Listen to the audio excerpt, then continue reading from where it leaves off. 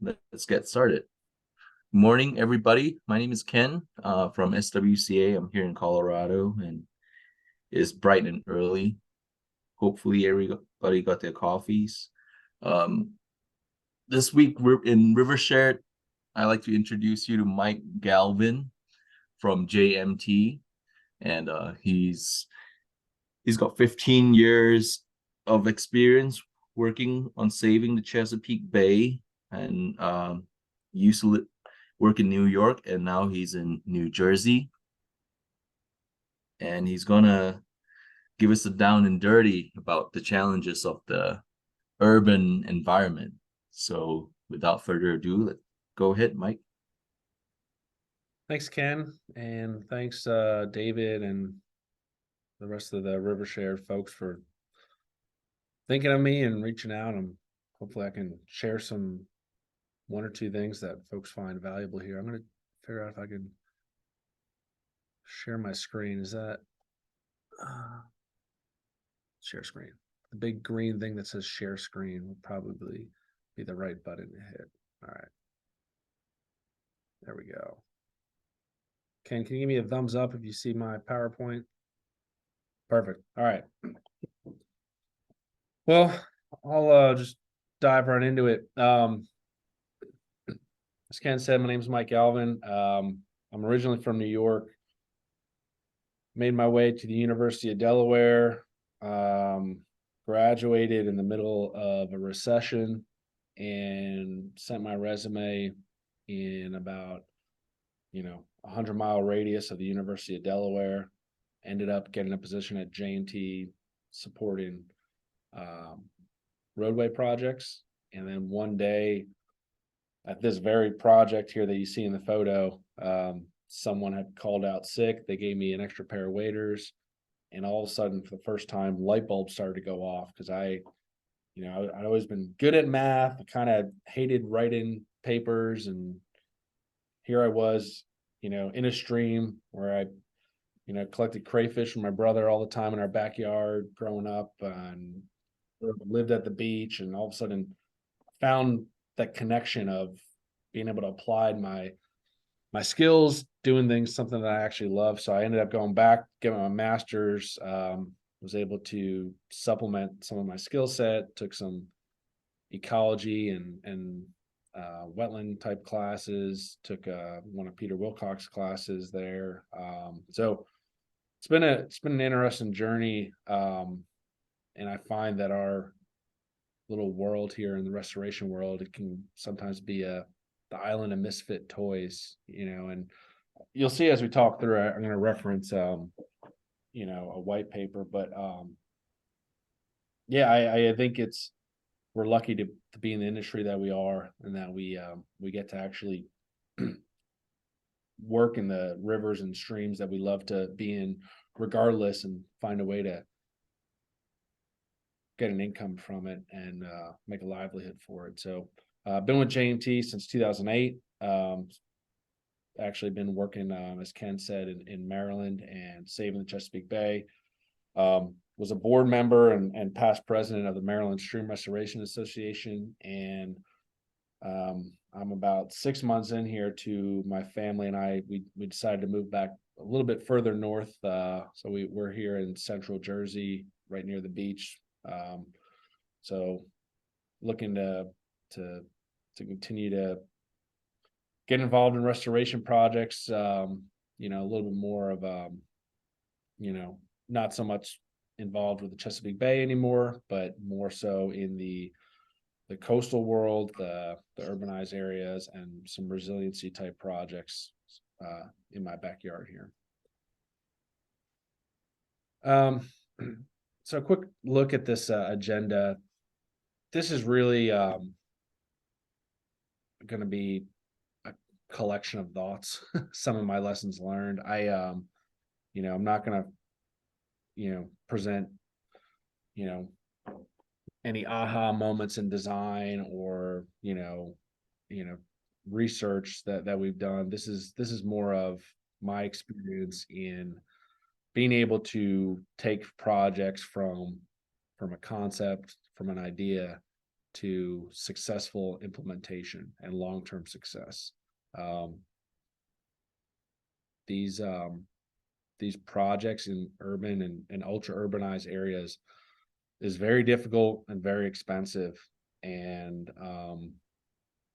the easy thing sometimes is to walk away, when there are cheaper ways to get your credits if that's what you're looking for. There's cheaper streams if you're just looking to do a stream. But my hope, and I know a lot of folks feel this way, is that we continue to do this hard work, because the importance of providing improved resources for and around people in these areas that don't have even the smallest little wetland you can create is an important thing for people's mental health and for environmental education. So I know this is called project management in urban stream restoration. This is not the presentation that's going to train you for any type of project management tests. We're not going to sit here and give you PMBOK definitions. This is going to be, again, little ideas and tips on how,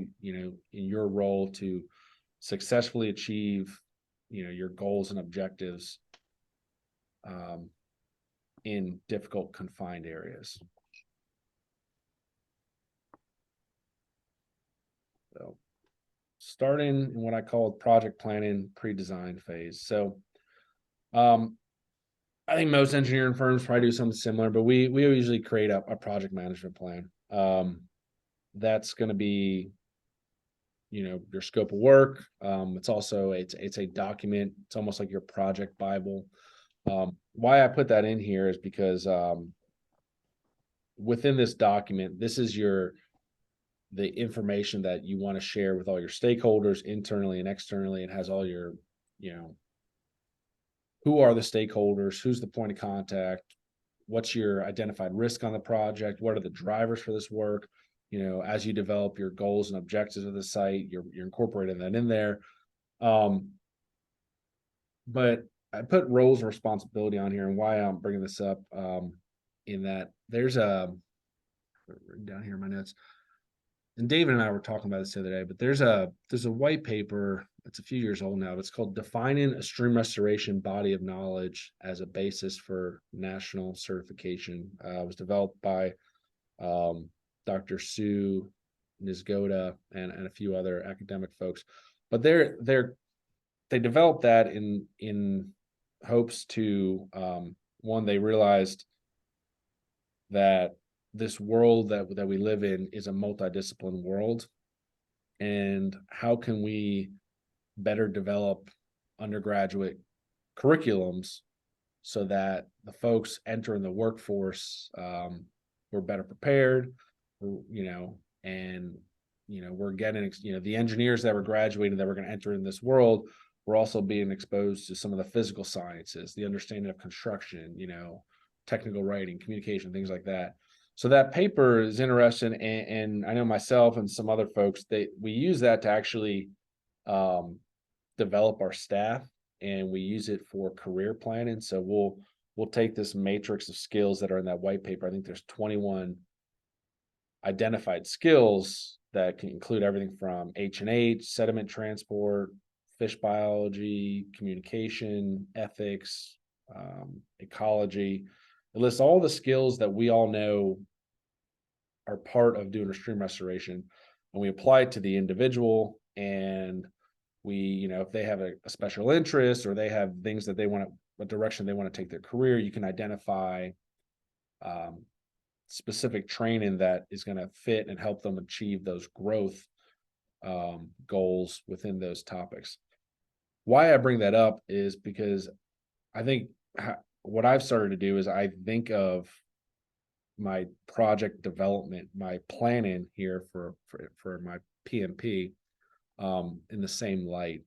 If you're moving a project forward, you really need to look at this, all the disciplines and all the skills that a project needs, identify what level of a fisheries biologist do you need on a team. Some instances you may not need, an internationally renowned expert fish biologist. for an urban stream restoration. In other areas, you might want to bring in a specialty.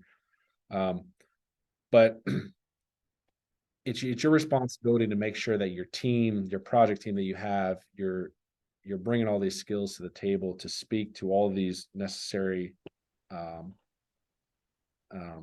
aspects of the project. So, some of the things that we've done is, if you could rely on your local DNR, some of the regulatory folks, don't hesitate to collaborate with them early on. Don't just submit, get comments and respond to comments. Be proactive, bring that knowledge that exists in and around your world into, if you're worried about certain vegetative establishment, like bring in experts. People want to talk, people want to help, especially in the regulatory side. They, think about this a little differently, that you can only bring a better project forward if you can just have the foresight to ask. While you guys have been watching these eels squirm here in the bucket, I thought the video was a little longer, so sorry if it's just like hypnotizing you. But the top photo there is a concrete channel. It's in Washington, D.C. It's a project where we're in and about the 15 to 30% design phase right now, but the hope is to remove about a mile and a half of concrete channel in a very ultra urbanized area in DC. Everyone seems to be on board with removing the concrete channel, but as we develop the goals and priorities, there's been questions about, what is the potential? What can you even uplift this to? The watershed's kind of a mess. What kind of buffer are you going to be able to put in there? How are you going to slow the water down? How are you going to, find that balance of stability during high intense flows, with also creating in-stream habitat? And so our client, I think, they required above and beyond data collection. We're doing 3 to 5 years of data collection before construction, as we develop the design. They're doing all our fisheries sampling, and we're doing a couple of years. We installed a rain gauge. We did a whole lot of things to truly try to figure out what this expensive project has the potential to be. And sure enough, as we're doing, this thing was full of life. This blight of in the middle of a city park. As you go upstream, downstream of this is a 5 to 6 foot dam that's not really serving its purpose anymore. Then you have this concrete channel, and upstream you have all this. The stream still has issues. The in-stream habitat's kind of a mess, but in the pockets that habitat's allowed to exist, it's just tons of stuff. There's beavers, there's eels, there's fish. The bugs aren't as good as we want, but I point this out because your role as a project manager here, and again, I'm sorry if I'm, I know there's a lot of experienced folks on here. This is, maybe you guys aren't the audience to hear this. We're all probably in the same mindset already, but I guess I empower you guys to truly think about the site, to try to develop your goals and priorities, and look at the site that you're working with, regardless of project drivers. If this was a project that we were thinking about it, and just that it's a stream on a piece of paper and it's a linear foot type of thing, decisions could have been made not to collect some of the biological data.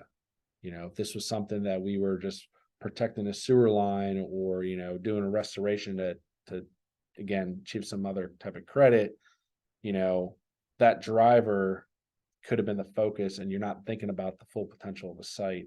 And so I think it's important as project managers and to as you're planning your project, as you're working with your clients on your scope of works here to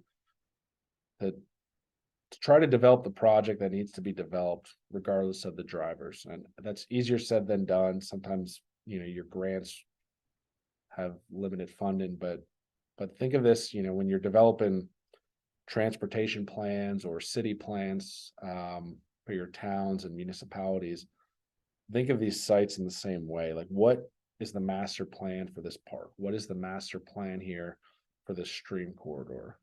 And start there. Like, what, if time, money, and constructability wasn't an issue, what is the true potential of a site? What data would need to be collected to get there? Develop your goals and priorities, and do your best to develop that project. Anyway, that's hopefully the rest of it's not too much on my soapbox, but I thought this was important because this was a very difficult site that the community, it's a stream that's forgotten about, but life is here, and we wouldn't have known that if we just took the time and collected the data. Stakeholder engagement. This will be quick, but on the East Coast here, when you're working around people, it can go in a lot of different ways. And when you don't do a good job engaging the public, engaging the community, misinformation can be spread that could torpedo your project. And to be honest, you're not,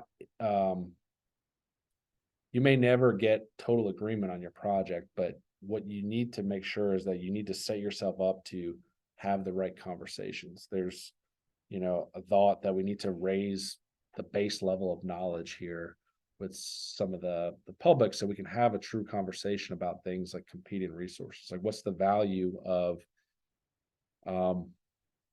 being able to walk your dog in the, in what we look at as an impaired stream system, but others may see as, a peaceful, tranquil, forested corridor that has a babbling brook, but we look at it and see the lack of in-stream habitat, the erosive, the highly eroded stream banks, the lack of, maybe, all the invasive species, things like that.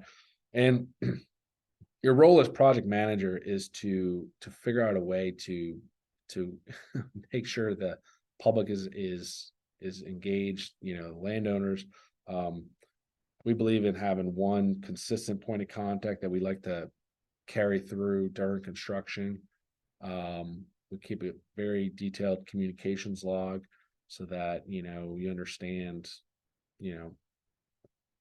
especially, when you're dealing with hundreds or, even dozens of landowners or adjacent neighbors, what people have requested, what people have said, what people have been told.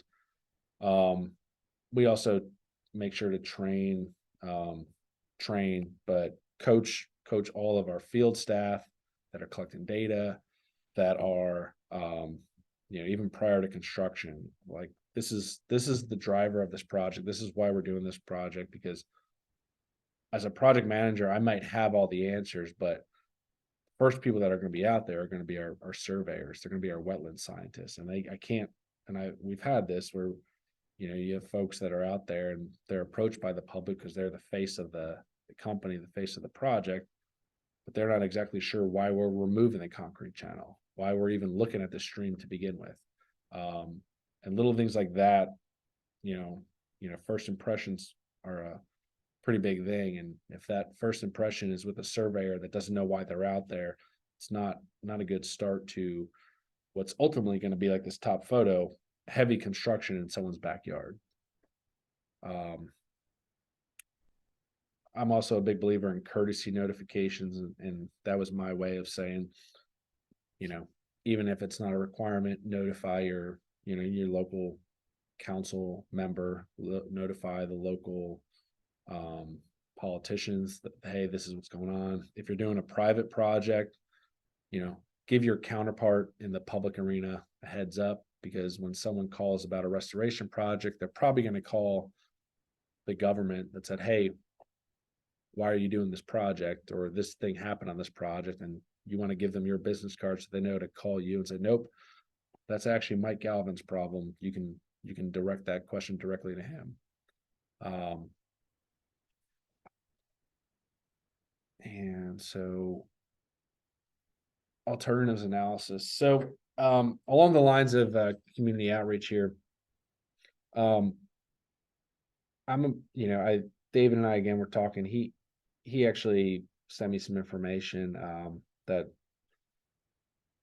better worded what I had already been thinking and doing. But if anyone's interested, I could send you some of that information on it's called the multi-criteria decision analysis. But essentially, you need to work with the stakeholders, work with even community members to develop, once you have your goals and objectives, but to actually analyze and go through your presented alternatives with these weighted goals and objectives. And what I mean by that is,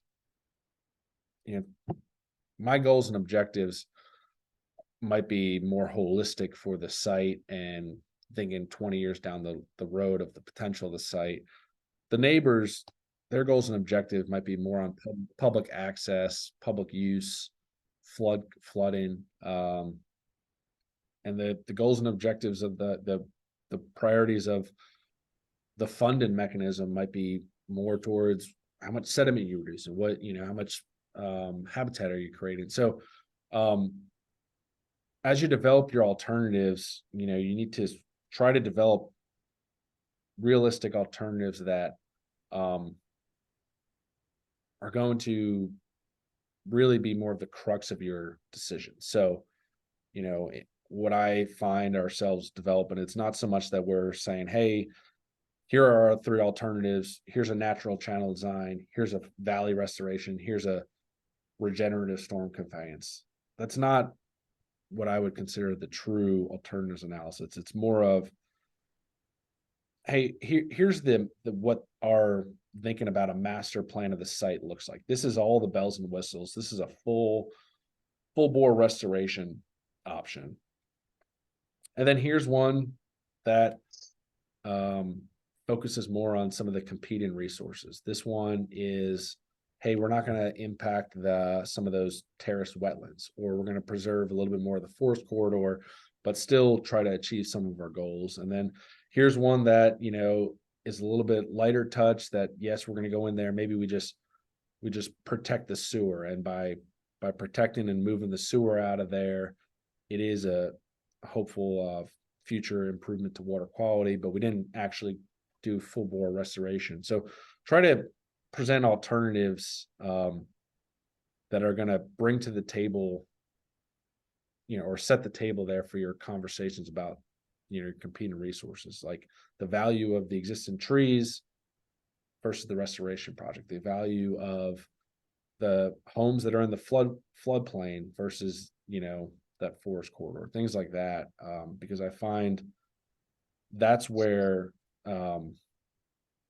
projects are getting held up or brought to a complete halt, is that, I have an alternatives analysis that we're doing that's only focused on design approaches, design techniques. And then I go to the table and we're trying to present that to the public. And you might as well be speaking, a whole different language, because in a way we are. So let's try to present the alternatives to the public here that are actually allowing the conversations to happen that need to happen, like the value of the existing trail, like what is an impact for 2 years on someone being able to walk their dog back here in the woods, things like that.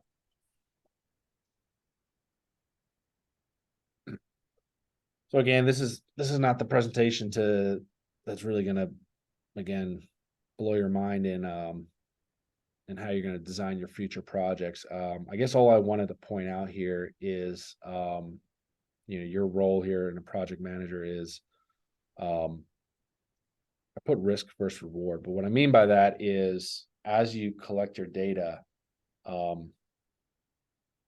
What is the true potential for the site? It doesn't make sense to go in and install and the most expensive restoration project if the data is telling you that this site is going to be limited anyway. If there's no connected resources, if you're not going to be able to get your required floodplain, like if it's, maybe take a step back and try to do something that makes a little bit more sense for the potential of the site. Or, and I have an example that I'll talk about, like, can you mitigate some of the risks that are going to allow the rest of the site to thrive? Can you have sacrificial parts of your project that can slow the water down, that can do certain things that are going to allow the potential of the rest of the site to come through? Things like that. Material specifications, in urbanized areas, I think you really have to think about what's actually important to your design. And when it comes to the specifications, given more flexibility and a little bit more leeway to the contractor to meet your intent on the layout. If you specify one specific thing from one specific quarry or something that, if you don't do your homework, it's a carryover from another project, you can really, really drive up the price of your project. So try to focus on what's important. Again, if you're okay with a little bit more flexibility in the rock or the materials that are coming into your site, the sizes, be a little bit more creative to keep the cost down so that you can actually spend a little bit more time implementing some of these projects. Flood action plans. We started to include this in the procurement so that we can actually help the contractors know what to do when it does rain. Some of these sites, they're confined and it is a serious concern. So all this is a simple, we use the haul roads that were already developed and try to just identify areas that are going to be, outside of danger during a flash flood type event, where they should be storing, their equipment, where they should be, the high ground and things like that. And again, another thing to keep costs down is, a lot of your specifications that we use are from DOTs. They're focused on, how do you pay for things that get damaged during a storm event?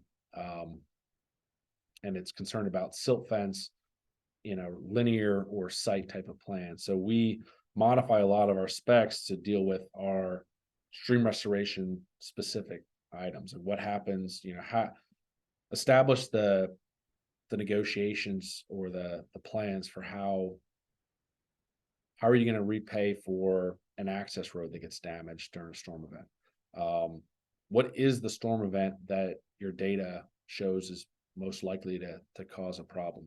Right now, I think the old Maryland specifications, it was 3 inches of rain in 24 hours. Well, what would happen during the summer is we'd get 1.5 or 2.5 inches of rain in 90 minutes, and it would damage everything in an ultra urban area, but it didn't,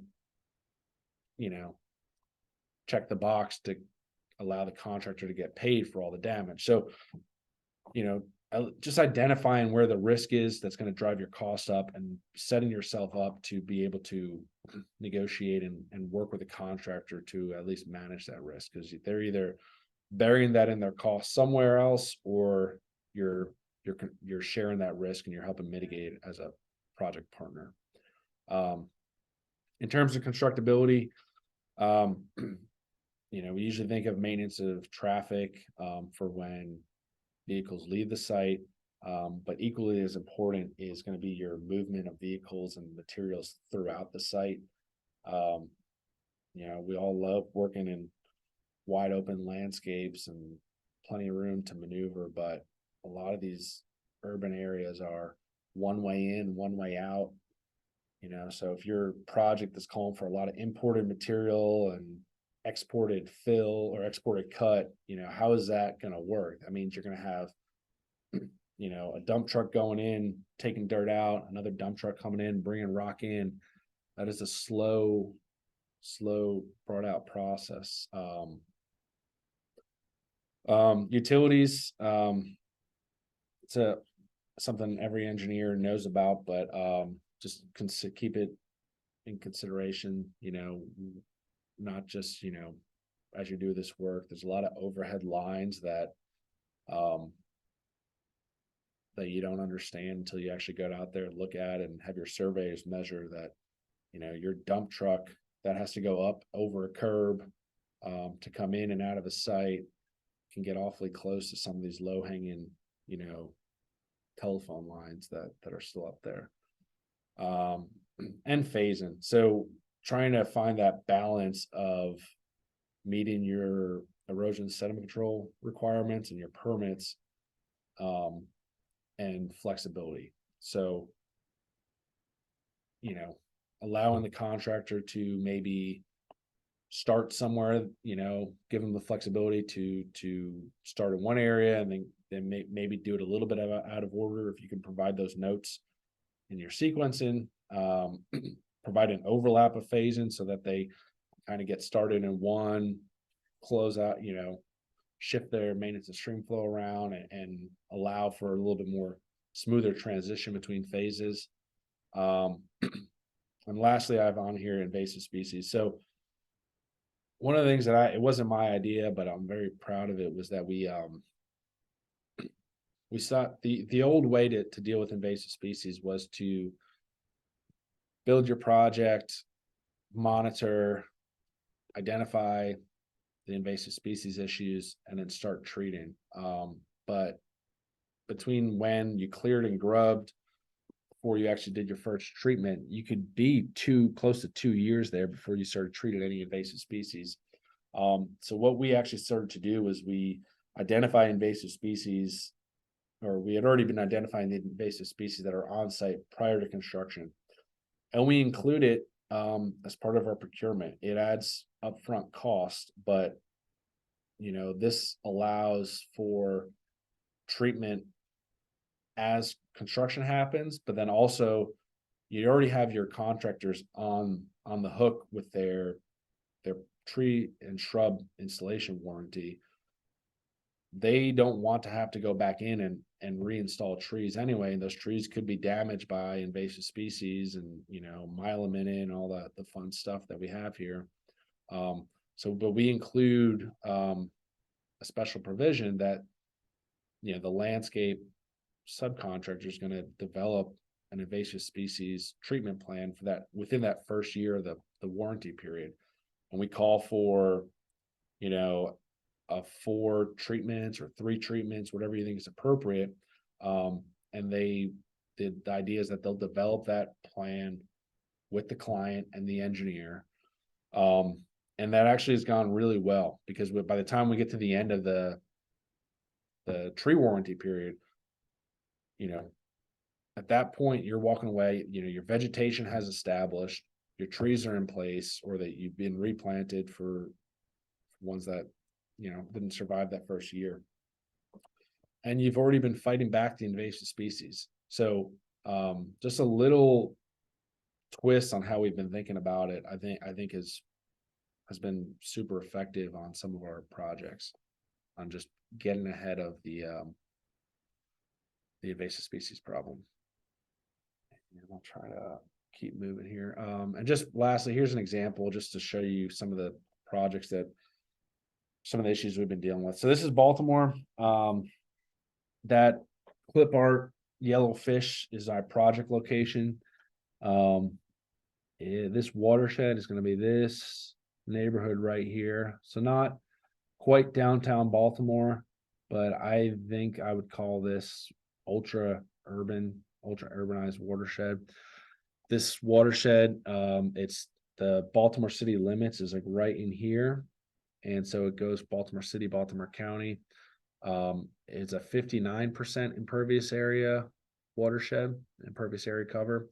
But what's interesting here is that the site, there's no cataloged wetlands in this watershed. I'm sure there's some little tiny pockets, but there's no NWI wetlands in this watershed.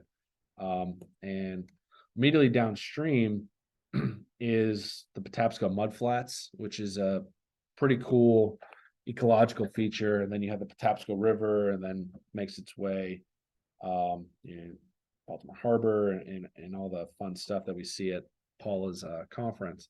But this project, it was a pretty difficult project to get across the finish line. But you'll see, this is the Baltimore light rail. This takes about, I think it's like 20 to 30,000 people a day cross right here over this light rail. And you have two undersized, pretty flat culverts that go underneath that. Moving along here, you have a sewer line that runs right here along the northern side of between the stream and these people's backyards. You have this whole community here. You have the upper part of this community is actually within the FEMA 100-year flood boundary. You have a state road, so you have a county road here. County roads are in this neighborhood. You have a state road here. Then you have the federal highway system, I-895 here. So this is, and then you had overhead utilities. I'm trying to think what other, there's tons of invasive species. This is what we call kind of the textbook of urban stream restoration. It had everything except,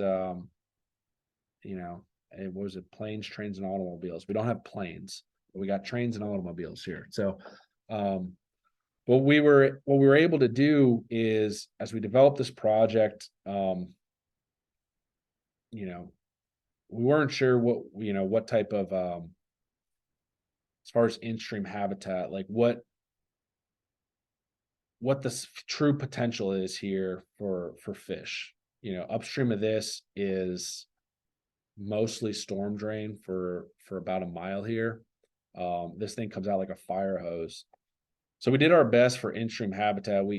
But we also we're proud of this. And what's the true success here is that we created, roughly 2 acres of high quality wetlands for a neighborhood and a community that did not have this. This was a blight that was ignored and full of trash, and we created a resource.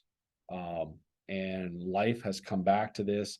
What we were able to do here to help offset the impervious area was that we actually, not that this was sacrificial, but we, created a very over widened floodplain up here, probably 2 to 2.5 times more than we, needed if our only focus was on, what's the minimum for the riffle material that we're going to use here. But we over widened it. And what you'll see in some of the photos is, and we had a little issues with vegetation at first. And, someone brought the idea to the table. We actually tripled the seed rate. And what this actually does is it's like almost a passive stormwater feature, is that we over widen this, and you have this intense, thick, shrubby vegetation that's come in that just, you're still getting tons of trash, but this is like a big filter. And your trash, we did a trash cleanup here, and you could spend a day here, but it's working because it's dropping out. And you'll see in some of the photos, so this is what it looked like beforehand. Again, kind of a blight. Base flow was going subterranean, really poor habitat. It was essentially just a ditch behind people's houses. It was really, not a great resource in any capacity. And this is what goes under the light rail. This is a public safety concern. This is a trash rack that's still there today. It had to be left in place, but the trash, it was getting filled up with trash and debris. It was a complete mess. But post construction and working with all, the stakeholders, we were able to kind of thread the needle here. We were able to leave most of the forest conditions here, not forest conditions, but the trees here along the I-895 and embankment. We were able to over widen the floodplain here. You'll see some development of some of the wetlands. But this area slows down the water, collects a lot of the trash, and it actually allowed this area that was narrow, is actually a different stream type through here where it pinches down. This allowed this to succeed, and this is great in its own, but this gets filled with trash. There's sometimes where we do lose baseful a little bit, just because we're connected more to the groundwater. The pools always are going to stay full, but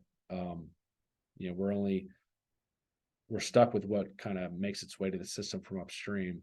But this feature, which I'm not, some purists might disagree, but this was an approach to stream restoration, with a little bit of stormwater in mind. We slowed the water down, we filtered it, and we allowed this part of the project to succeed.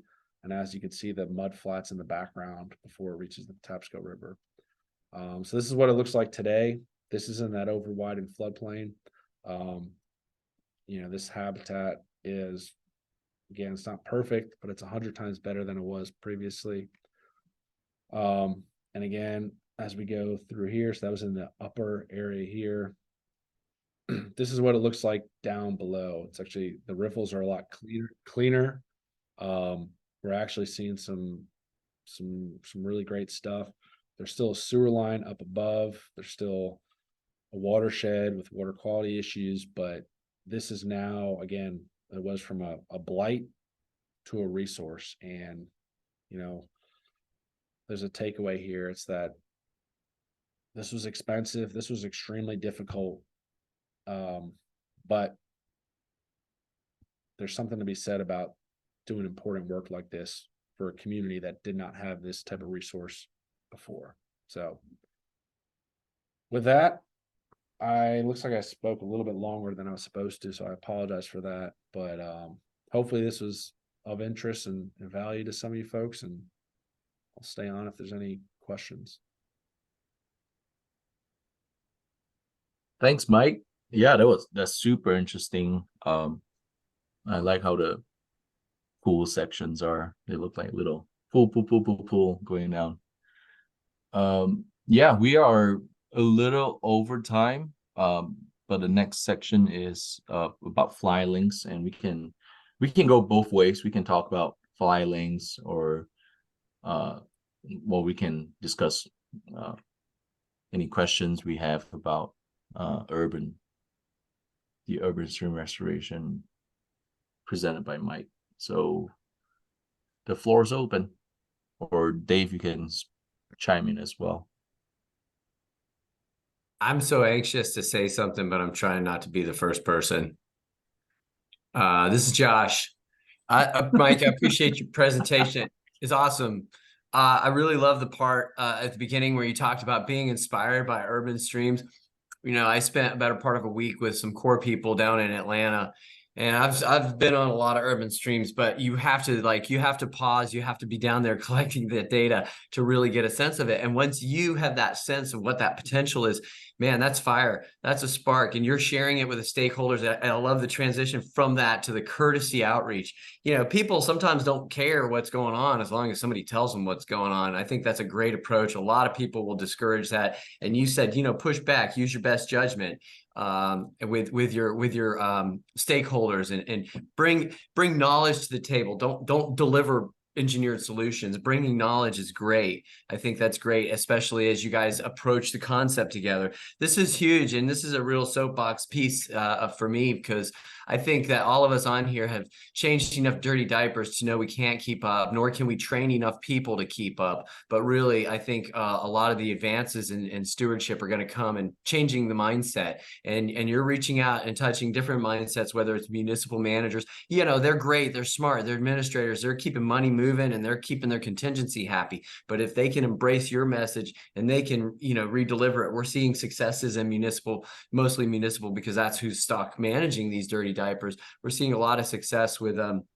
with that, you know, with new clients or with new stakeholders, and just bringing that successful project. And like you said, starting with the vision is really key, because that kind of gets everybody calibrated. And then as you strip away because of constraints or costs or preferences, then you get what you get. And, you know, a compromise is just that. It's not what anybody wanted. It's just a little bit of great. Thank you for your presentation. No, of course. Yeah. And sorry, Ken, I just opened up the chat. I saw you were telling me 5 minutes and then 1 minute about 20 minutes ago. So I apologize. It's all good. Yeah. And continuing the questions, like Morgan has a question: how does Baltimore identify and prioritize sites like this systematically? And who was the client and the primary drivers or divers, you know, scuba divers that brought it to the table? So I'll I could go through this. So purposely I didn't put the project information on here. I before I uploaded, I could get I didn't have time to actually talk to the client and get permission. So I just showed the site, but I know this gets put on the website. I didn't want to put any of the project specifics on here at that point. But this so in Baltimore and the Baltimore metropolitan area, I mean, there's multiple stakeholders, people have their own permits, there's multiple people responsible for different things. So you have the city of Baltimore, who has their own MS4 permit, but you also have nonprofits like Blue Water Baltimore, you have River Keepers. This client was the Maryland Transportation Authority, who is the owner of I-895 that you saw there. And they actually own that parcel of land, and they have an agreement with the Maryland Transportation Authority, which shows MDTA has an agreement with MTA, who owns the light rail. So the driver of this project was of health and safety of the train passengers, that we have this culvert that has to get clogged out after every storm event. MDTA is responsible for it. And the innovation here in my mind was that what drove this stream restoration project was preservation of that infrastructure. So we reduced sediment and we slowed down the water, and we tried to stop those pipes from clogging that they relined, but we couldn't replace those pipes because right above those pipes sits like a 52-inch water main. And so to truly restore this site, which is where this started, is there probably needs to be a bridge there. There probably needs to be something like that. But that, now we're talking about a $25 million project just to do that, which led to this restoration project. So this, and the client, I might as well have this tattooed on my arm at this point. The driver of this project was system preservation. And it was cool in that there were sediment and nutrient reductions as part of this that they applied. They didn't really need, but they applied to their permit. But I've never worked on a infrastructure protection stream restoration before. So it was kind of unique in that sense. Yeah, thanks for that. I'm just always interested in seeing how we kind of, we start with one thing, a transportation issue or utility issue. And is it the client bringing the broader vision, or is it, driven by the community? Just different ways to get at what, why we're originally standing there. So it's just trying to kind of understand that culture in other areas. Thanks. Yep. And then I think, Brandon, you had a question. Have we had any issues with algae or silt filling in? So the silt is depositing pretty rapidly in that upstream area. It's working, right? And that's actually as part of our project that we didn't create if this was a true stormwater feature, I'd include a maintenance plan. That's probably, we've talked about it, and I think they're currently monitoring and developing it, but ultimately, like, this is just like a stormwater pond has to be probably mucked out and maintained every 20 years. Nothing's permanent. The upstream, maybe 100 to 300 feet, is almost sacrificial to the rest of the project. Like the rest of the project, I think can be sustainable if we continue to maintain that couple 100 feet at the upstream end. It's truly, in my mind, a passive stormwater feature, right? We have to, so this, I mean, just in like 2-3 years, you're getting, you know, in like, you know, little mounds, like 2 to 3 inches of silt and sand. As far as the algae, there's been a couple areas, mostly in the summer when base flow kind of disappears from the upstream culvert. So you just have the standing water baking there in the sun a little bit. But you know, it's also Baltimore. It's also an urban area. I'm sure at some point there's going to be a sewage leak that's going to impact this as well. That's kind of what happens with overflows and things like that.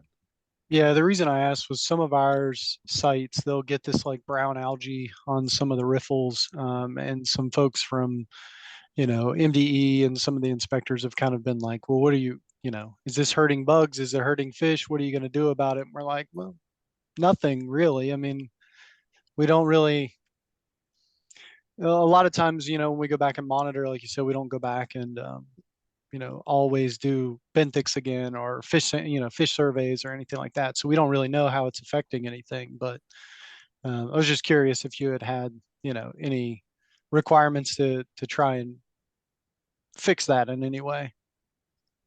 No, not that I know, but I also, another consultant's picking up the 10 years of monitoring. So I haven't heard anything Right. back. So Okay.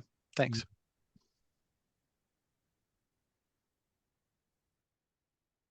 Any more questions?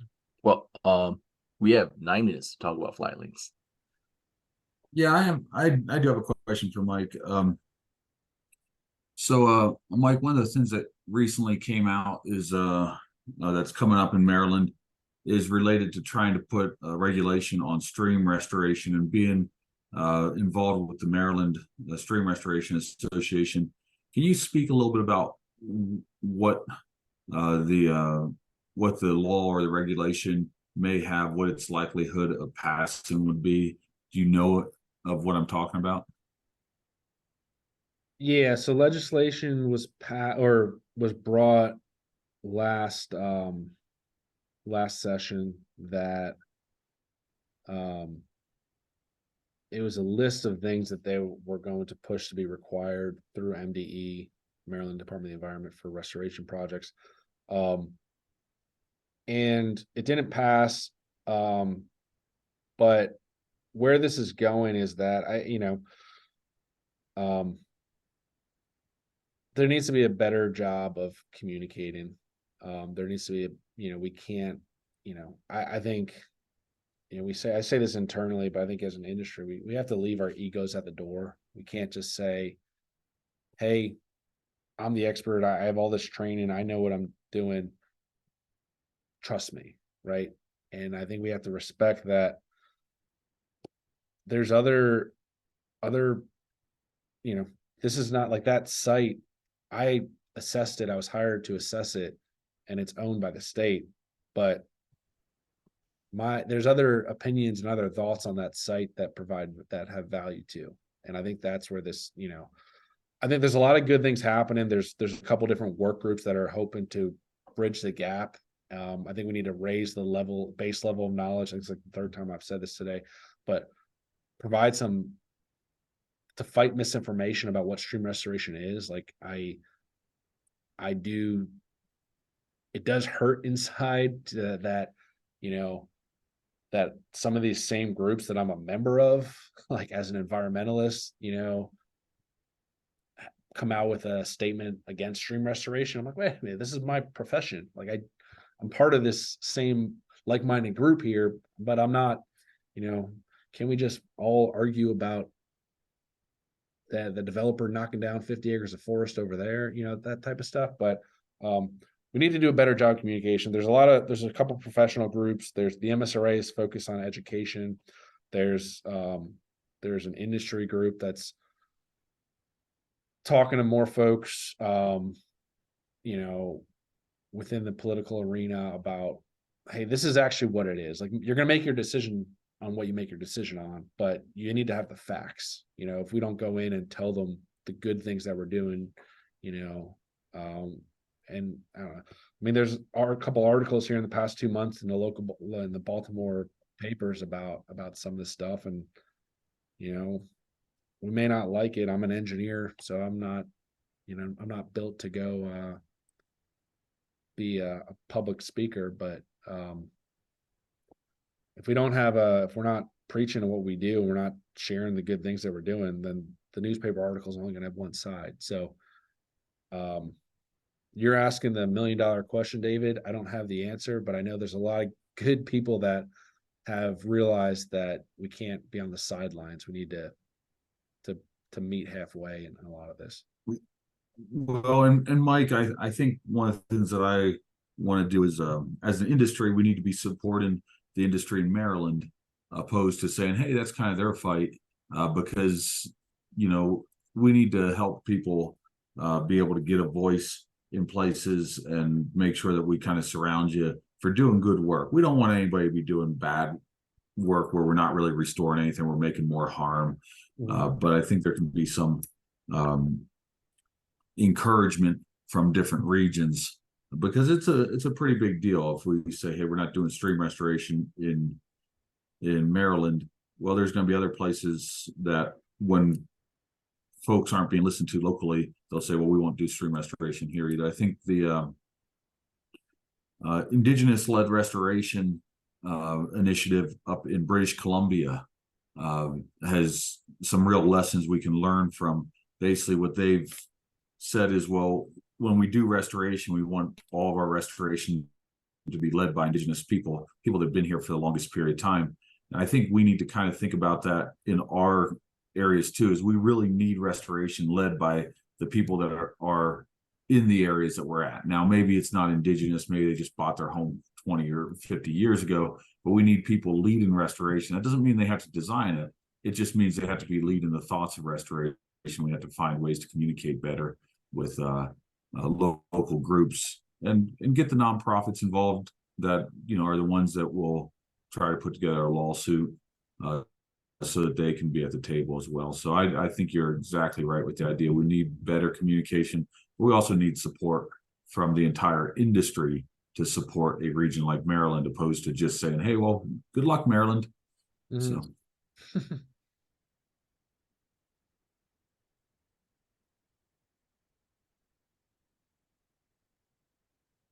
All right. Well, Ken, I think because we have 3 minutes left, it'd be kind of silly to kind of get on too far into much more of a discussion on fly links. If anybody had a urgent question, you guys can stick around and I'll stay on the line until nobody else is on the line, and or just email out the question and we can address it.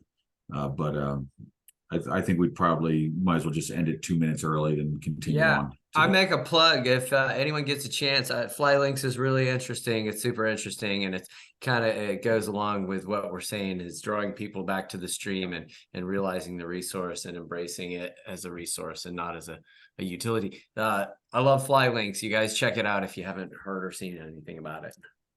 Yeah, that project that I showed you in DC with the concrete channel, that